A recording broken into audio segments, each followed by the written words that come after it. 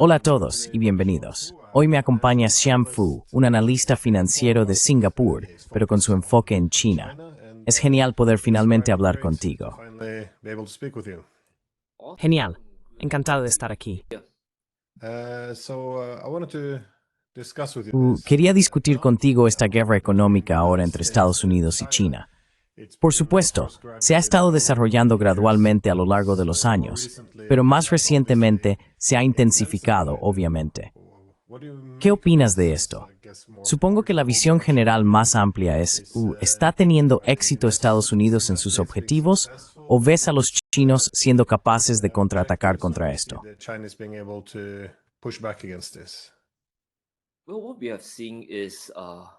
Bueno, lo que hemos visto es un cambio completo en el teatro de guerra europeo, desde Ucrania hasta China. Así que creo que esta parte es bastante obvia. Y ahora mismo, lo que Trump está haciendo es en realidad redoblar los errores que Biden comenzó en su mandato anterior, desde 2020 hasta 2024. Si observamos todo el alcance de cómo se está librando la guerra económica, mucho de ello se está haciendo de una manera muy desordenada y miope. Toda la administración está tratando básicamente de adelantar décadas de progreso que necesitan hacerse, pero quieren comprimirlo en un periodo de tiempo tan corto.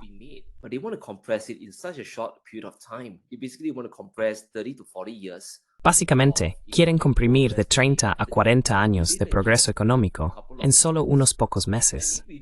Si observamos cómo China ha estado jugando su juego, jugando sus cartas durante los últimos 20 a 30 años, podemos ver que tampoco fue exactamente un viaje simple. Una vez que China comenzó a ingresar a la Organización Mundial del Comercio, parte de la estrategia no era solo fabricar todo dentro de su propio país, porque no es posible. Eventualmente, a medida que la economía madura, necesitan subir en la cadena de valor. Por eso vimos a China comenzar a fabricar cosas como zapatos, camisas y ropa para Estados Unidos desde el año 2000 hasta 2005. Luego comenzó a subir en la cadena de valor.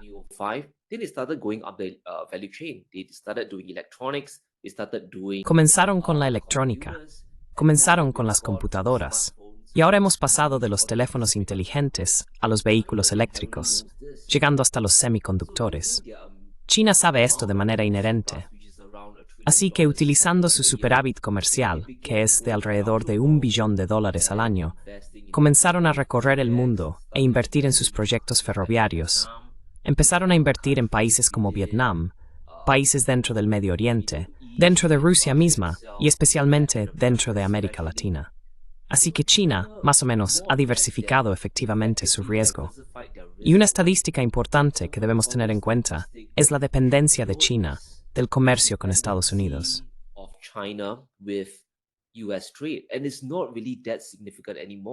Y ya no es realmente tan significativo. Ahora, si Estados Unidos hubiera iniciado una guerra comercial en 2010 o 2015, sin duda, realmente habría paralizado a China en gran medida. Pero ahora, no realmente. Si miramos el PIB del último año, creo que en 2024, China terminó el año en alrededor del 5% o algo así. Bueno, las exportaciones totales de China a Estados Unidos representan solo del 2.5 al 3% del PIB. Así que si todo se detiene, como parece que está a punto de suceder, o en lo que estamos actualmente, el PIB de China aún crecerá alrededor del 2 al 3%. Y eso es sin ningún estímulo. Así que, a tu pregunta, creo que China podrá capear la tormenta de manera bastante efectiva.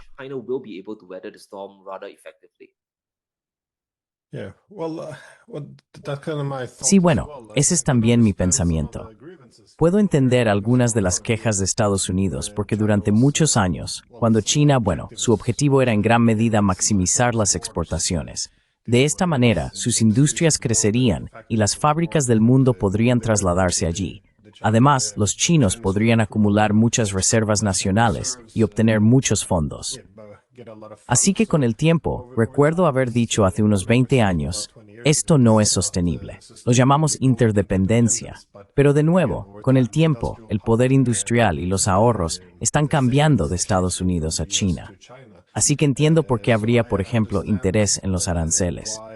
Pero lo que ves ahora, como dijiste también, los chinos no se limitaron a hacer zapatos o ropa.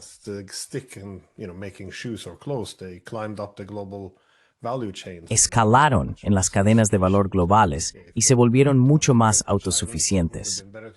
Si querían romper a los chinos, habría sido mejor hacerlo hace 20 años. Creo que ahora es contraproducente. Pero también es interesante lo que dijiste sobre querer comprimir 30 años en unos pocos meses, porque veo esto con los aranceles también. En realidad, no estoy en contra de los aranceles. Creo que pueden ser un instrumento si quieres desarrollar tus industrias nacionales. Pero la forma en que se hace, quiero decir, si inviertes en una fábrica, por ejemplo, de ropa en Estados Unidos, y sabes que va a haber un arancel del 10%, te hace un poco más competitivo. Planificas para 5 a 10 años en el futuro para invertir en fábricas.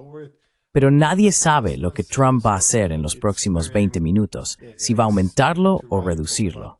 No haría ninguna inversión. Así que es muy supongo que es demasiado radical. Pero en esta guerra de aranceles, ¿ves a los chinos reaccionando? ¿Cómo reaccionan realmente a estas políticas? ¿Simplemente se sientan y esperan? Porque esta es una pregunta que tiene la mayor parte del mundo. ¿Seguimos, intentamos negociar con los estadounidenses o simplemente de nuevo nos sentamos?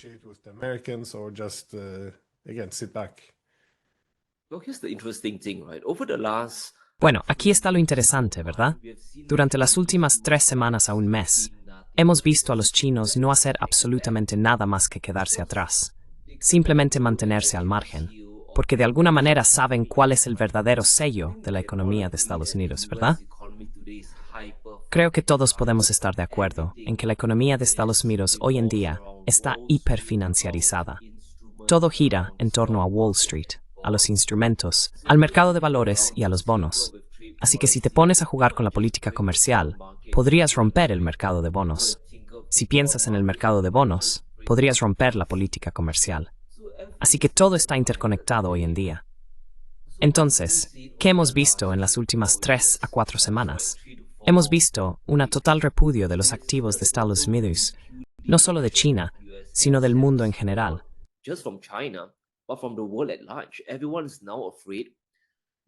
Ahora todos temen que Trump vaya a romper el comercio global, porque si retrocedemos hasta el sistema de Bretton Woods, había una especie de acuerdo tácito entre Estados Unidos y el mundo, ¿verdad?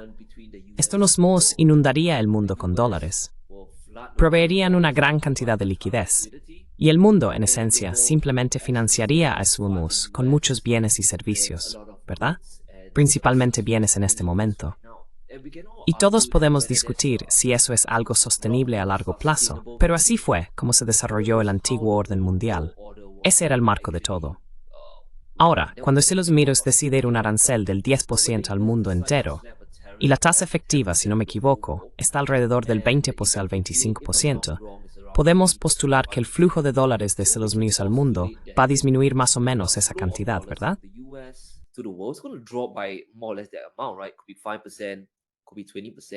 Podría ser un 5%, podría ser un 20%. Y eso prácticamente detiene todo. Y en el mundo podemos ver una respuesta coordinada por parte de algunos países. Tenemos a Canadá, lo cual es bastante sorprendente. Están resistiendo, conscientes de sus dependencias. México tampoco está cediendo completamente. China, por supuesto, ya sabes, aumentaron sus aranceles a lo que bien podría ser un 1000%. Así que el comercio se ha detenido. Y debido a eso, todo el sistema de sus empresas podrían realmente ver un colapso de ingresos en los próximos 3 a 4 meses o tal vez incluso un año. Y eso no es precisamente bueno. Y debido a eso, vimos a muchos inversores alrededor. Decidieron que el dólar estadounidense ya no es el refugio seguro.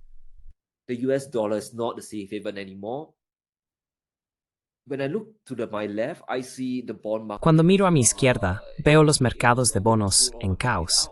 Así que voy a retirar todas mis inversiones. Y cuando miro a la derecha, el mercado de valores, las ganancias definitivamente van a colapsar. Así que no voy a comprar dólares, no voy a invertir en el S&P 500. Y debido a eso, todo comenzó a desmoronarse. Por eso, ya sabes, Trump salió de repente diciendo que esto era un plan, ya sabes, para acorralar a China. Todo el tiempo, todo fue una gran farsa. Estas 3 o 4 semanas fueron solo un gran teatro kabuki, para atrapar a China, ¿verdad? Así que podemos ver que China realmente no necesita hacer mucho en este momento. El mercado global en sí está obligando a los Estados Unidos a replantearse realmente algunas de sus políticas.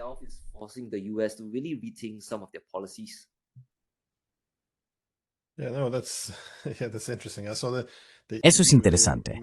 Vi que la UL propuso inmediatamente aranceles 0%. En esa área parecía funcionar, pero noté que China tomó un camino diferente. Pero ¿qué está haciendo China con sus fondos ahora? Porque en el pasado solía reinvertir mucho de nuevo en los Estados Unidos. Nuevamente se suponía que así funcionaría el ciclo, lo que cada vez más financiarizó la economía estadounidense. Pero ¿a dónde van los fondos chinos en estos días?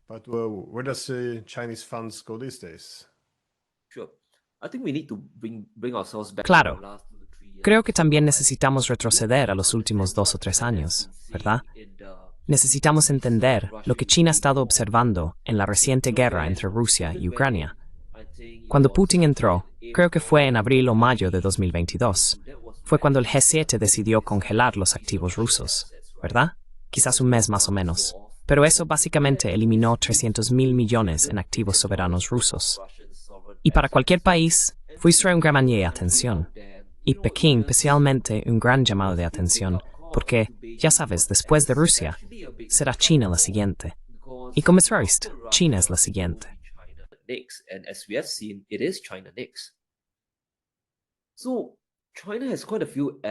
Entonces, China tiene bastantes vías para manejar su superávit comercial. Definitivamente necesitan invertirlo en otros lugares. Una vía es definitivamente el mercado del oro, como todos hemos visto. Sabes, el precio ha estado subiendo rápidamente. Ha pasado, creo, de $2.500 a casi $3.500 en este corto periodo de tiempo. Y ya sabes, la guerra comercial solo lo empeoró. Así que China definitivamente está asignando algo de dinero allí. Pero China también está jugando sus cartas de manera bastante inteligente. Ahora, cuando Estados Unidos decide imponer su guerra comercial, guerra de aranceles, es solo una señal para el mundo de que van a traer todo de vuelta a Estados Unidos. Se están volviendo hacia adentro.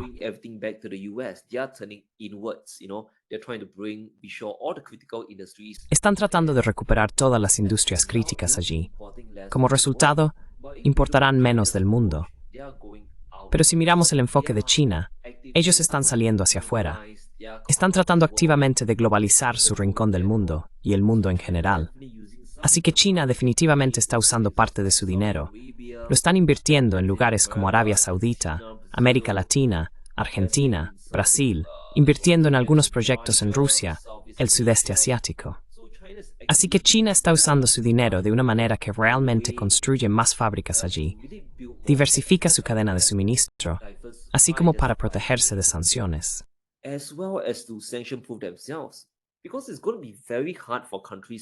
Porque va a ser muy difícil para los países realmente escuchar las órdenes estadounidenses cuando una gran parte de su economía está vinculada con los chinos, ¿verdad? Si realmente me uniera a los Estados Unidos en su plan para bloquear a China, de repente podría haber un colapso del 5-10% de mi PIB. Podría ver que mis costos de producción aumentan. Y en ese caso, si me cortan de China, ni siquiera podré exportar a Occidente, porque ahora mismo enfrento un arancel del 10%. Necesito reducir mis importaciones para poder superar ese muro arancelario del 10-20%. Entonces, en esencia, China está utilizando sus reservas, sus ganancias, de manera tanto defensiva como ofensiva.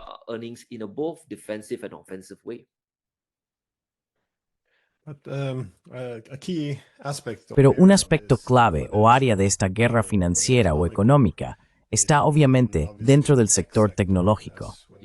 Como cuando comenzaste a decir que China había escalado en las cadenas de valor globales, esto de alguna manera interrumpió la división del trabajo que supongo se había previsto hace unos 30 años, cuando la alta tecnología y las finanzas se realizarían en los Estados Unidos, que tiene altos ingresos y también crea alta dependencia, mientras que las cosas más baratas, como la manufactura, la producción de ropa, todo esto se haría en China. Pero cuando los chinos escalaron en estas cadenas de valor globales, no solo los Estados Unidos tuvieron el problema de que su manufactura fuera desplazada, sino que ahora también estamos viendo que su capacidad para dominar las tecnologías líderes y también los instrumentos financieros para nuestro beneficio está siendo desafiada.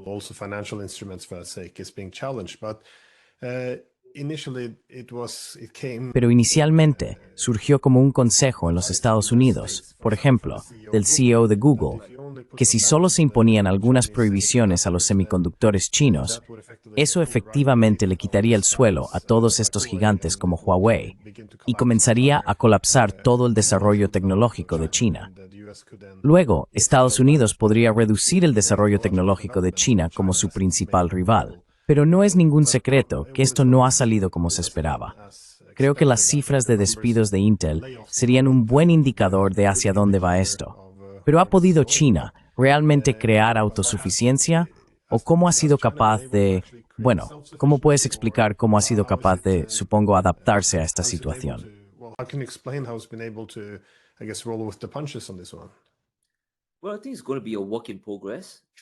Bueno, creo que va a ser un trabajo en progreso.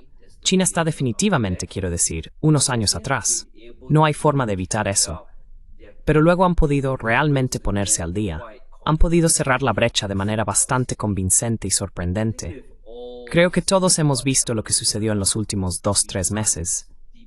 DeepSeek salió, y eso realmente complicó las cosas para todo el G7. Especialmente para las empresas tecnológicas de Estados Unidos, ¿verdad? Estaban gastando cientos de miles de millones de dólares para crear más grande y poderosa. Básicamente estaban tratando de crear Skynet, ¿verdad?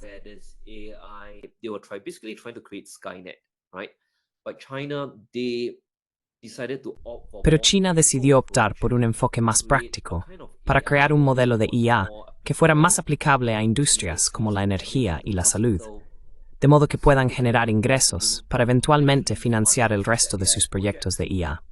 Todos sabemos que Estados Unidos está tratando de decirles a los países, deberían invertir con nosotros, no deberían invertir con China.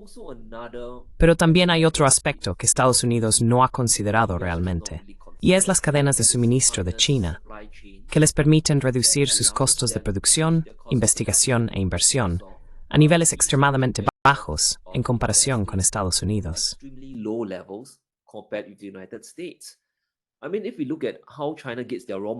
Quiero decir, si miramos cómo China obtiene sus materias primas, tienen varias minas, cadenas de suministro y refinerías dentro de China y alrededor del mundo. E incluso si China deja de comprar petróleo y GNL de Estados Unidos, pueden simplemente obtenerlo de Rusia, Arabia Saudita u otros proveedores. Así que ahora mismo, estás compitiendo con un país que tiene tal vez 4, 5 o 10 veces menos costo de investigación y producción en comparación contigo. Tienes una ventaja inicial, pero China podría eventualmente alcanzarte, y lo más probable es que eventualmente lo haga. Y aquí es donde creo que todas las sanciones a los chips realmente no le hicieron ningún bien a Estados Unidos, ¿verdad?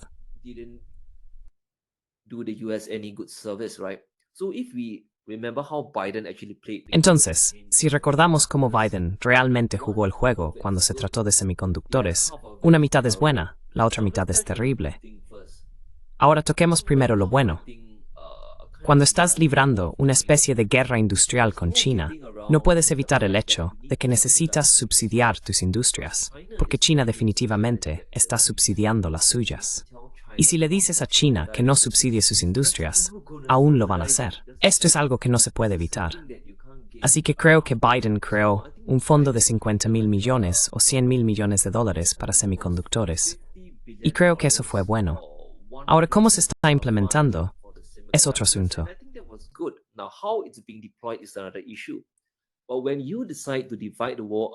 Pero cuando decides dividir el mundo en varios niveles de influencia, países de nivel 1, nivel 2, nivel 3, y solo el nivel 1, básicamente el G7, obtiene todos los chips, y China, estando en el nivel 3, recibe más o menos el extremo de bajo valor de los chips. Esto solo galvanizará toda la economía, todo el ecosistema, para avanzar, seguir adelante. Y ahora mismo, hemos visto que China realmente ha podido cerrar la brecha porque no tienen otras vías para obtener chips. Así que necesitan trabajar juntos con todos los pequeños proveedores, con Huawei, con toda la cadena de suministro, con sus universidades, otorgando muchas becas para poder progresar. Así que Estados Unidos ha forzado esencialmente a China a un proceso de innovación tecnológica rápida, del que no creo que puedan recuperarse nunca.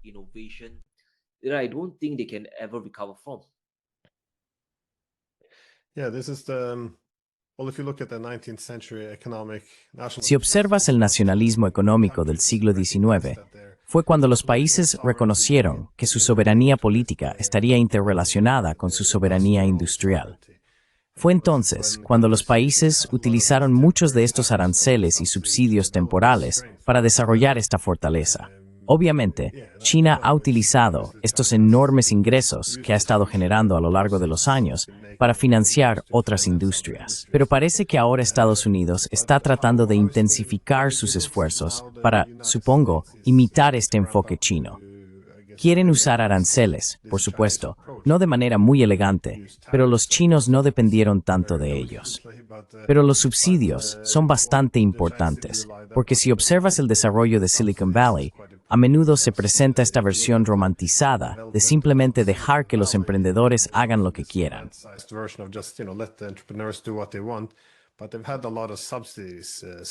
Pero han recibido muchas subvenciones, algunas de ellas indirectamente a través de contratos militares y demás, pero no obstante ha sido bastante subvencionado. Y ahora, el argumento es que necesitan hacer esto mucho más poderoso. Pero ¿hasta qué punto Estados Unidos puede lograr esto si al mismo tiempo están entrando en una guerra comercial, lo cual está recortando gran parte de su financiación? Porque como vimos con esta guerra de semiconductores, si cortas los chips a China, esto es bueno para empresas como Intel, una gran parte de tu mercado. Entonces, ¿de dónde viene el dinero para la investigación y el desarrollo? ¿Todo esto recae en las subvenciones o simplemente se trata de entender esto?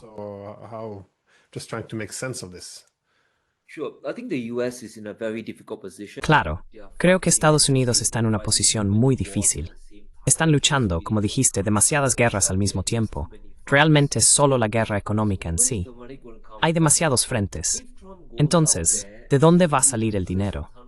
Ahora, si Trump sale y de repente recauda una gran cantidad de dinero, básicamente le dará una bofetada a su base de votantes, porque ha prometido que los déficits disminuirán. Pero si miramos cómo está realmente funcionando el presupuesto, no está recortando mucho en absoluto.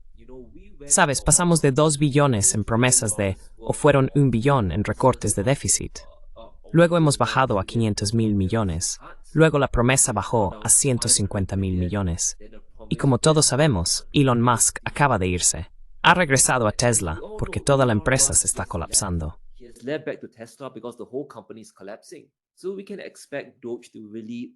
Podemos esperar que realmente reduzcan sus recortes de déficit. Entonces, ¿de dónde va a salir el dinero? Creo que Estados Unidos ahora está jugando con una mano menguante en la mesa de póker. La cantidad de fichas está disminuyendo. Y lo que sugeriría es abordar realmente los problemas uno a la vez. Para que puedas recuperar la manufactura, fortalecer tu base manufacturera, sería bastante insensato luchar en una guerra comercial global en este momento. Y lo primero que necesitarás hacer es, en realidad, sabes, tienes que ser honesto con los estadounidenses, ¿verdad? Necesitamos recuperar nuestras cadenas de suministro. Necesitamos salir ahí fuera. Necesitamos competir con los chinos en la construcción de minas, asegurando cadenas de suministro. Y esto va a llevar mucho tiempo. Y desafortunadamente va a requerir mucho dinero.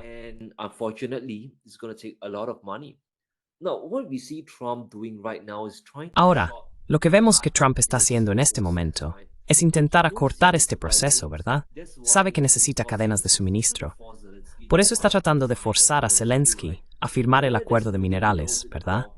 Si realmente hay minerales en el suelo, todos no lo sabemos. Y está tratando de hacer las paces con Putin.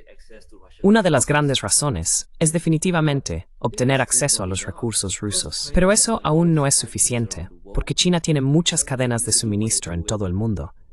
Si realmente quieres hacerlo, Estados Unidos tiene que pasar por un periodo de austeridad donde el gasto no se destine a subsidiar a todas las grandes empresas, sino a construir cadenas de suministro críticas.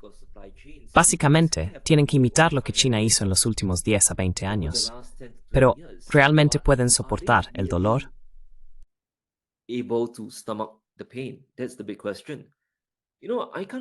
Esa es la gran pregunta. Sabes, en cierto modo entiendo por qué Trump está haciendo las cosas de la manera en que lo está haciendo ahora. ¿Por qué quiere acortar todo en solo 2 a 4 años? Porque, ¿quién sabe qué va a pasar después de eso? Es probable que pierda mucha influencia en las elecciones de mitad de periodo. O tal vez, al final de los 4 años, entre un demócrata o un republicano que va en contra de lo que él realmente defiende. Así que está tratando de acortar todo, pero no entiende la verdadera dinámica de la situación. Así que para responder a tu pregunta, no es nada fácil. No puedo dar una respuesta directa. Solo que si realmente quieres resolver todo de manera orgánica, Estados Unidos tendrá que pasar por un periodo muy difícil, unas pocas décadas de dolor, para realmente reconstruir la economía desde los cimientos.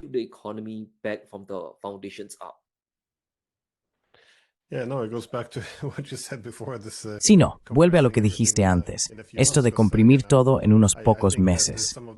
Porque de nuevo, creo que algunas de las soluciones para Estados Unidos serían tener políticas industriales más vigorosas, es decir, identificar cuáles son las industrias estratégicas y asegurarse de que estén subsidiadas y financiadas. Pero todos los objetivos al mismo tiempo. Y creo que además, no solo por la política de Estados Unidos de que tienen que ponerlo todo en la presidencia de Trump, sino también este objetivo de que no puedes tener a China como un par. Porque si solo intentas equilibrar un poco a China, mientras te reindustrializas y desarrollas tus propias industrias, puedes ganar algo de tiempo. Pero esta idea de que China también tiene que ser quebrada, que no puedes tenerla como un par, exige demasiado, supongo, de esta política económica que tienes que poner todo a toda marcha.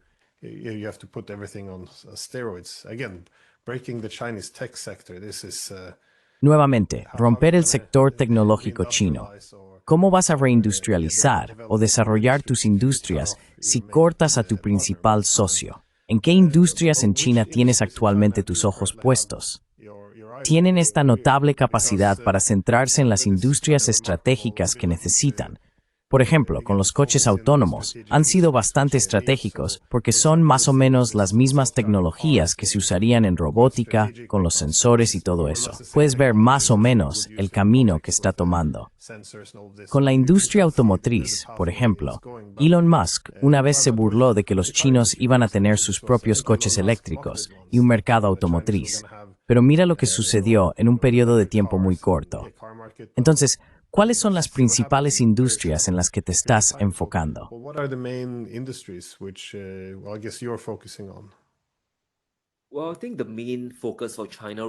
Bueno, creo que el enfoque principal de China en este momento es sin duda los semiconductores. Porque los semiconductores van a ser el nuevo petróleo del futuro. Quiero decir, es muy trillado decir eso, pero es cierto en cierto sentido. Ahora, una vez que China se adentró en el mar profundo, básicamente cambió todo el juego. Sabes, la IA solía ser una especie de herramienta revolucionaria, pero ahora mismo es solo un insumo en varias industrias para impulsar una mayor producción, impulsar un mayor rendimiento. Entonces, lo que China quiere hacer es seguir siendo el gigante de la producción del futuro, ¿verdad? Ahora, todos sabemos que China necesita reequilibrar su economía hasta cierto punto. Necesitan consumir más. Necesitan producir un poco menos en relación con su consumo.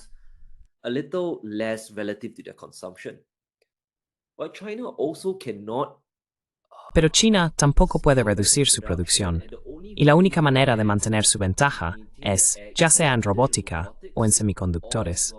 Así que podemos ver mucho flujo entrando en las industrias de semiconductores chinas, ¿verdad? Pero cuando se trata de enfocarse en China, y digamos que quieres invertir en China, en ese sector, también va a ser una decisión muy difícil. Por ejemplo, yo mismo no invierto en ningún sector chino en particular. Simplemente compro el mercado chino en su conjunto o invierto en los bancos. Y aquí está la razón.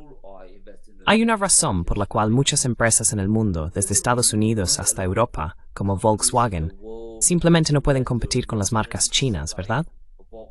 They just can't compete with Chinese brands, right? Chinese brands like BYD. Marcas chinas como BD, como NIO. Y eso se debe a que dentro del propio ecosistema chino es hipercompetitivo. Básicamente es como los juegos del hambre en esteroides. Todos están luchando tan duro con una cadena de suministro muy ajustada para reducir los costos.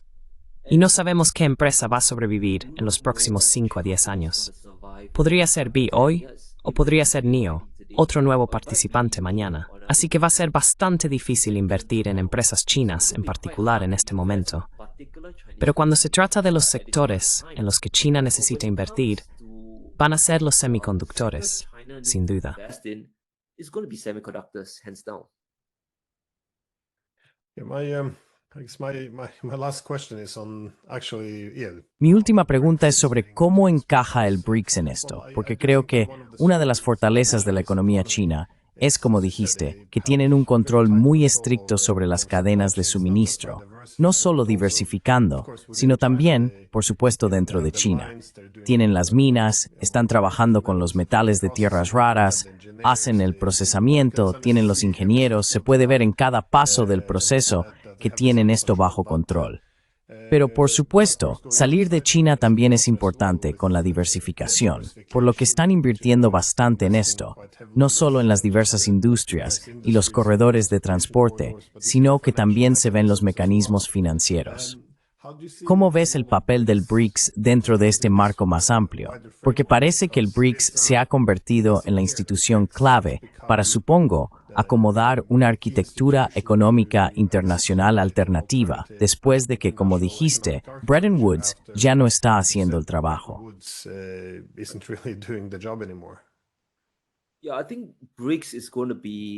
Sí, creo que los BRICS van a ser uno de los principales actores ahí fuera. Y con el tiempo, definitivamente superará al G7. Quiero decir, ya lo ha hecho en términos de PIB. Y lo que Estados Unidos está haciendo ahora mismo es realmente dispararse en el pie. Sabes, gran parte del sistema mundial está centrado en el dólar, centrado en SWIFT, centrado en toda esta clase de arquitectura financiera. Pero los BRICS están creando la suya propia. Sin duda están rezagados, pero en los próximos 5 a 10 años, si Estados Unidos decide dejar de comerciar con el mundo, o comercian menos, solo hay un camino, solo hay una vía para que el resto de los países vayan.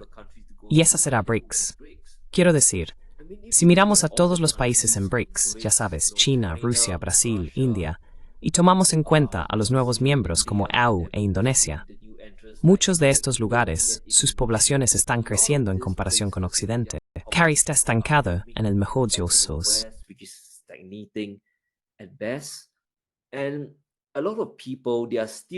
Y muchas personas todavía están en la clase media baja.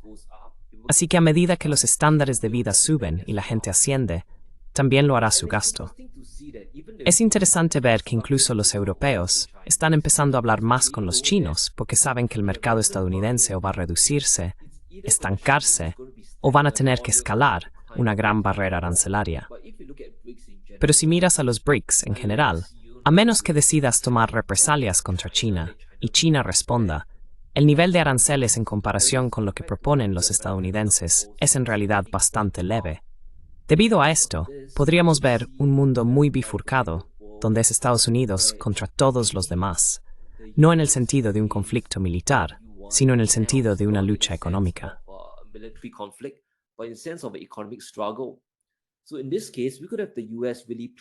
En este caso, podríamos tener a Estados Unidos jugando una especie de juego de autarquía, lo cual es extraño incluso decirlo, un juego de supuesta autosuficiencia, mientras el resto del mundo lleva a cabo el libre comercio. Si esto continuara el tiempo suficiente, realmente podría desmantelar toda la arquitectura financiera también. Ahora mismo, no estoy diciendo que el FRMB o los BRICS tendrán su propia moneda, pero estoy diciendo que muchas de las ventajas que tiene Estados Unidos por el reciclaje de dinero del mundo entero hacia bonos, el uso de dólares por todo el mundo para transacciones financieras y para liquidaciones comerciales, creo que todo eso se va a erosionar, especialmente en los próximos 5 a 10 años. Incluso si Trump hace un cambio de rumbo hoy, creo que mucha confianza se ha perdido.